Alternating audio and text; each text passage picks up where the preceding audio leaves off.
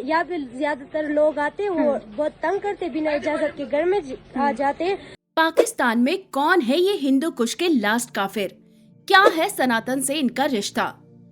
दोस्तों, हमारे आज के इस वीडियो में हम आपको पाकिस्तान की एक ऐसी माइनॉरिटी के बारे में बताने जा रहे हैं जिन्हें पाकिस्तान के लोग आखिरी हिंदू काफिर कहते हैं। और पाकिस्तान के मुसलमान इन्हें काफिर इसीलिए कहते हैं क्योंकि इस माइनॉरिटी के लोग खुद को मुस्लिम नहीं मानते और कलाश को ही अपना धर्म मानते हैं।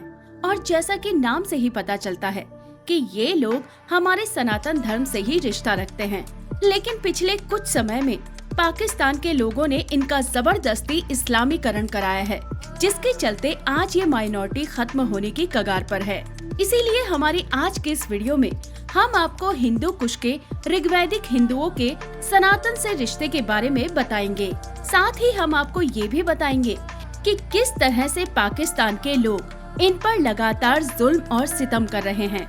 हमारे आज की ये वीडियो आपके लिए बहुत ही दर्दनाक हो सकती है, इसीलिए अपना कलेजा थामकर इस वीडियो को अंत तक जरूर देखिएगा। दोस्तों, जब से पाकिस्तान भारत से अलग हुआ है, तब से हर रोज ही हमें किसी न किसी माइनॉरिटी के साथ हुए अत्याचार की खबर सुनने को मिलती है। पाकिस्तान में नाबालिग हिंदू लड़कियों को अगवा करके किसी मुसलमान के साथ उनकी शादी करा देने की खबरें तो पाकिस्तान में जैसे आम हो चुकी हैं। और पाकिस्तान के लोग मुसलमान के अलावा दूसरे धर्म के लोगों को तो इंसान ही नहीं मानते, फिर चाहे उस धर्म को मानने वाले लोग पाकिस्तान के बनने से पहले ही वहाँ रह रहे हों। पाकिस्तान के हिंदू कुश पहाड़ी इलाके में रहने वाली इस माइनॉरिटी के साथ भी कुछ ऐसा ही हो रहा है। इस माइनॉरिटी के लोग खुद को कलाश धर्म का बताते हैं और उनकी सारी परंपराएं और देवी देवता हमारे हिंदू धर्म से ही मिलते जुलते हैं।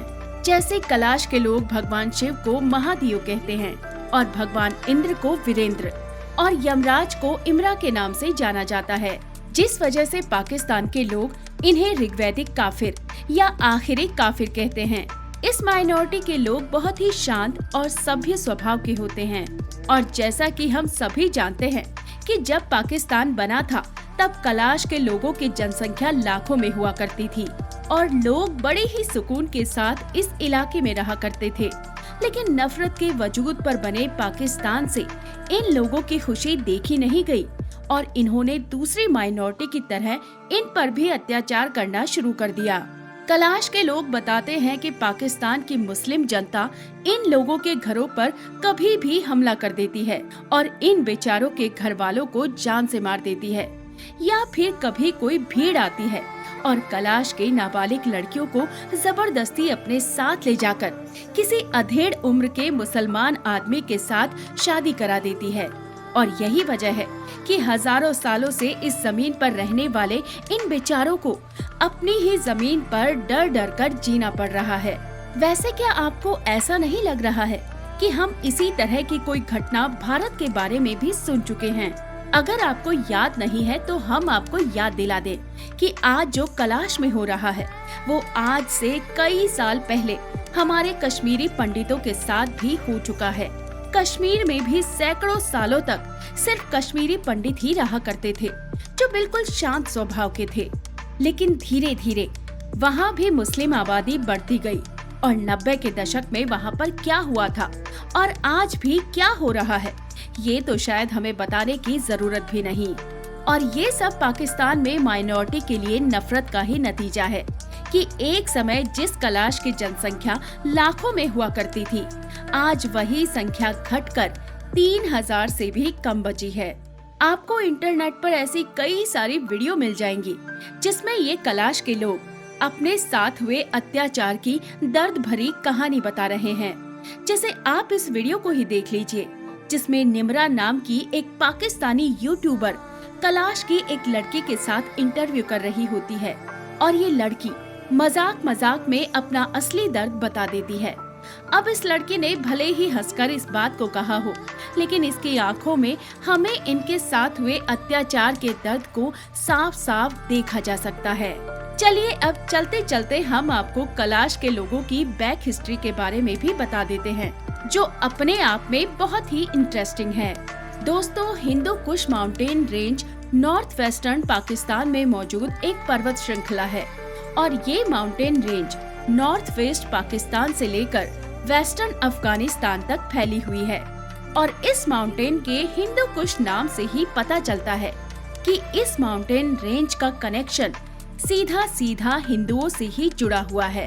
तो दरअसल ये बात है साल 1399 की, जब मुस्लिम शासक तैमूर लंग नॉर्थ इंडिया से हजारों हिंदुओं को गुलाम बनाकर अपने साथ उज़्बेकिस्तान लेकर जा रहा था। तब हिंदू कुश पर्वतों पर पड़ रही ठंडी हवा की वजह से इनमें से ज्यादातर हिंदुओं की मौत हो गई थी और ये भी कहा जाता है कि मुस्लिम शासक ने यहाँ पर जानबूझकर इन गुलाम हिंदुओं का कत्लेआम किया था, जिसके कारण इस पर्वत श्रृंखलाओं का नाम हिंदू कुश पड़ गया। इसका मतलब होता है हिंदुओं की मृत्यु। लेकिन जो हिंदू यहाँ पर बच गए थे उनके वंशजों को ही आज पाकिस्तान में मुस्लिम लास्ट काफिर यानी कि आखिरी काफिर और ऋग्वैदिक हिंदू भी कहा जाता है, जो आज नॉर्थ वेस्ट पाकिस्तान में कलाश लोगों के रूप में मौजूद हैं। पर दोस्तों, हिंदू कुश के इन ऋग्वैदिक हिंदुओं की पाकिस्तान में मौजूदगी जल्द ही खत्म होने वाली है, क्योंकि सन 1896 में हुए एक सर्वे में जहां इनकी आबादी लाखों में थी, तो वहीं जबरदस्ती इस्लामीकरण के कारण आज इनकी आबादी केवल और केवल 2600 के करीब ही रह गई, जिसके कारण आने वाले कुछ सालों में ये बचे हुए कलाश लोग भी पूरी तरह से इस्लाम में कन्वर्ट कर दिए जाएंगे और हिंदू कुश पर्वतों की घाटियों में कोई भी ऋग्वैदिक हिंदू नहीं बचेगा। दोस्तों, इन कलाश के लोगों का कल्चर, जैसे कि इनका पहनावा और भाषा इतनी खूबसूरत है कि अगर ये लोग भारत में होते तो हम इनके कल्चर को इतना प्रमोट करते कि फॉरेन टूरिस्ट भी इनका कल्चर देखने जरूर आते।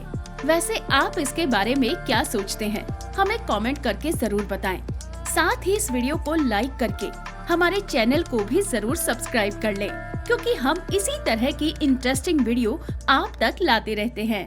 तो चलिए मिलते हैं किसी और वीडियो के साथ, तब तक के लिए नमस्कार, धन्यवाद।